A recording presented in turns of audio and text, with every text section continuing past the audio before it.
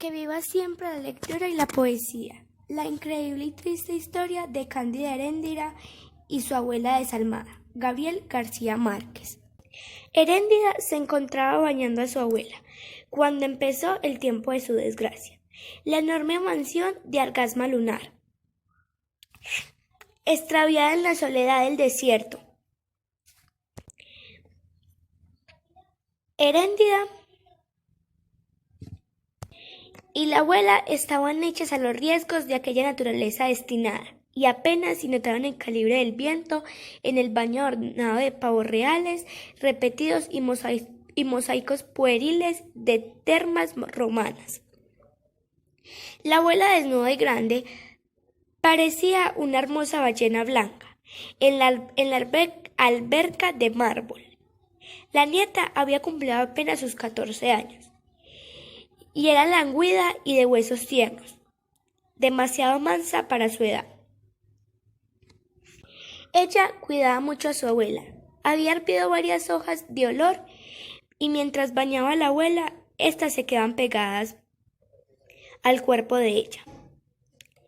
Dice su abuela: anoche soñé que estaba esperando una carta.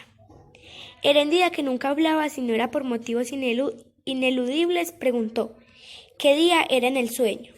Ella respondió: jueves. Entonces era una carta de malas noticias, dijo Heréndira, pero no llegará nunca. Cuando acaba de bañarla, llevó a la abuela a su dormitorio.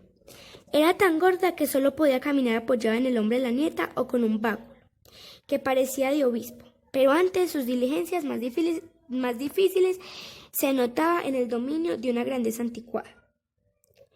La alcoba, compuesta con un criterio excesivo y un poco de mente, como toda la casa, Heréndira necesitó 2 horas más para arreglar a la abuela. Le desenredó su cabello hebra por hebra, la perfumó y la peinó. Le puso un vestido de flores ecuatoriales, le empolvó la cara con harina de talco, le pintó los labios con carmín, las mejillas con colorete, los párpados con almizcle y las uñas de nácar. Cuando terminó de arreglarla y emperifollarla, como una muñeca gigante, parecía un ser humano, la llevó a un gigante jardín de flores, igual de sofocantes como el vestido.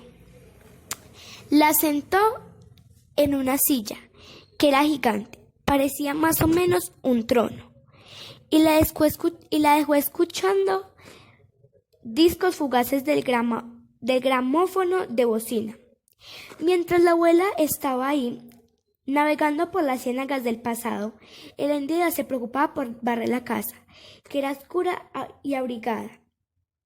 Tenía muebles frenéticos y estaturas de cesares inventados, arañas de lágrimas y ángeles de alabastro, un piano con barniz de oro y numerosos relojes de formas y medidas imprescindibles. Tenía el patio una cisterna para almacenar durante muchos años el agua que llevaba al lomo un indio. Desde manantiales remotos y una argolla de cisterna había un avestruz raquítico, el único animal de plumas que pudo sobrevivir al tormento de aquel clima malvado. Estaba lejos de todo, en el alma del desierto, junto a una ranchería de calles miserables y ardientes, donde los chivos se suicidaban por el viento de la desgracia. Esta casa había sido construida por el esposo de la abuela, llamado Amadís, con quien ella también tuvo un hijo llamado Amadís, y fue el padre de Heréndira. Nadie conoció los orígenes ni los motivos de esa familia. La versión más conocida en lengua de indios era que Amadís, el padre, había rescatado a su hermosa mujer de un prostíbulo de las Antillas, donde mató a un hombre a cuchilladas y la trasposó para siempre en la impunidad del desierto. Cuando ambos murieron, el uno de fiebres melancólicas y el otro acribillado en un pleito de rivales, la mujer enterró los cadáveres en el patio, despachó a las 14 sirvientas descalzas y siguió apacentando sus sueños de grandeza en la penumbra de la casa furtiva. gracias al sacrificio de la nieta bastarda que había criado desde el nacimiento. Heréndida antes necesitaba las 6 horas en todos los relojes de su casa, de formas, tamaños, pero ahora necesitaba hasta las 11, mientras sobrevestía a su abuela, mientras limpiaba el avestruz, fregar los pisos, cocinar el almuerzo y bruñir la cristalería. Apenas se alcanzó a quitar la olla que empezaba a derramarse en la hornilla. Luego puso al fuego un guiso que ya tenía preparado y aprovechó la ocasión para sentarse a descansar en un banco de la cocina. Cerró los ojos, los abrió después con una expresión sin cansancio y empezó a echar la sopa en la sopera. Trabajaba dormida. La abuela se había sentado sola en el extremo de una mesa de banquete con candelabros de plata y servicios de 12 personas. Hizo sonar la campanilla y casi al instante acudió Heréndida con la sopera humectante en el momento que servía la sopa. Abuela advirtió sus modales de sonámbulo y le pasó la mano frente a los ojos como limpiando un cristal invisible. La niña no vio la mano. La abuela siguió con la mirada y cuando Heréndida le dio la espalda para volver a la cocina le gritó: «¡Heréndida!». Despertada de golpe, la niña dejó caer la sopera en la alfombra. «No es nada, hija», le dijo la abuela con una ternura cierta. «Te volviste a dormir caminando». «Es la costumbre del cuerpo», se excusó Heréndida. Recogió la sopera, todavía aturdida por el sueño, y trató de limpiar la mancha de la alfombra. «Déjala así». Disaudió la abuela. «Esta tarde las lavas». De modo que además de los oficios naturales de la tarde, Heréndida tuvo que lavar la alfombra del comedor y aprovechó que estaba en el fregadero para lavar también la ropa del lunes. Mientras el viento daba vueltas alrededor de la casa buscando un hueco para meterse, tuvo tanto que hacer que la noche se le vino encima sin que se diera cuenta. Y cuando repuso la alfombra del comedor, era la hora de acostarse. La abuela había chapuceado el plano toda la tarde cantando en falsete para sí misma las canciones de su época, y aún le quedaban los párpados los lamparones de almizcle con lágrimas. Pero cuando se tendió en la cama con el camisón de muselina, se había restablecido de la amargura de los buenos recuerdos. «Aprovecha mañana para lavar también la alfombra de la sala», le dijo a Heréndida, que no ha visto el sol desde los tiempos del ruido. «Sí, abuela», contestó la niña.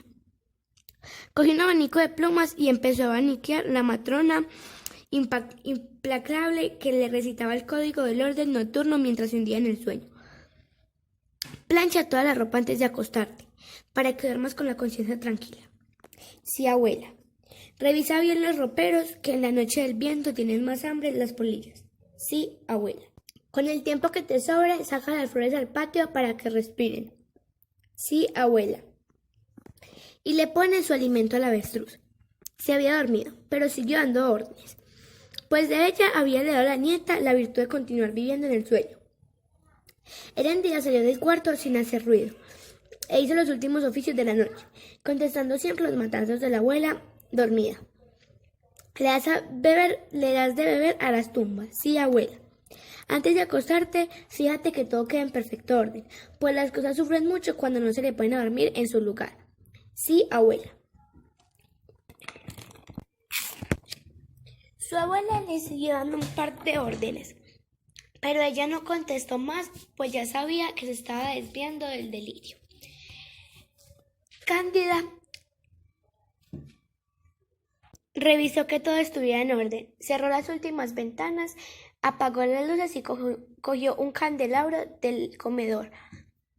Subió hasta su cuarto. Su cuarto también era lujoso, pero no tanto como la abuela. Tenía sus muñecas de trapo y sus animales de su infancia que ya pronto había acabado. Ella puso el candelabro en la mesa de noche y no le dio tiempo para desvestirse. Se acostó en la cama y quedó dormida. Cuando el viento de la desgracia entró por la ventana, apagó el candelabro e hizo que se cayera. Luego amaneció y empezaron a caer unas gotas fuertes de lluvia. Ese apagó las últimas cenizas. Ese viento de la desgracia dañó muchas cosas en la mansión. Dañó el piano dorado, el cadáver carbonizado del avestruz. La abuela contemplaba con un abatimiento impertinable los residuos de la fortuna. Heréndida, sentada entre las dos tumbas de los Amadises, había terminado de llorar. Cuando la abuela se convenció de que quedaban muy pocas cosas intactas, entre los escombros miró a la nieta con una lástima sincera. Mi pobre niña, suspiró. No te alcanzará la vida para pagarme este percance. Empezó a pagárselo ese mismo día, bajo el estruendo de la lluvia, cuando la llevó con un tendedero del pueblo, un viudo escuálido y prematuro que era muy conocido en el desierto porque pagaba un buen precio la virginidad. Ante la expectativa impávida de la abuela, viudo examinó a Heréndida con una autoridad científica. Consideró la fuerza de sus muslos, el tamaño de sus senos, el diámetro de sus caderas. No dijo una palabra. No tuvo un cálculo de su valor. Todavía está muy bache, dijo entonces. Tiene teticas de perra. Después la hizo subir una balanza para probar sus cifras de dictamen. Heréndida pesaba 42 kilos. No vale más de 100 pesos, dijo el viudo. La abuela se escandalizó. ¿100 pesos por una criatura completamente nueva? Casi gritó. No, hombre, eso es mucho faltar al respeto a la virtud. Hasta 150, dijo el viudo. La niña me ha hecho un daño de más de 1.000.000 de pesos, dijo la abuela. A este paso le harán falta como 200 años para pagar. Por fortuna, dijo el viudo. Lo único que tiene bueno es la edad. La tormenta amenazaba con desquiciar la casa, y había tantas goteras en el techo que casi llovía adentro como afuera. La abuela se sintió sola en un mundo de desastre. Suba siquiera hasta 300, 250. Al final se pusieron de acuerdo por 220 pesos en efectivo y algunas cosas de comer. La abuela le indicó entonces a Heréndida que se fuera con el viudo, y él le condujo la mano hacia la trastienda.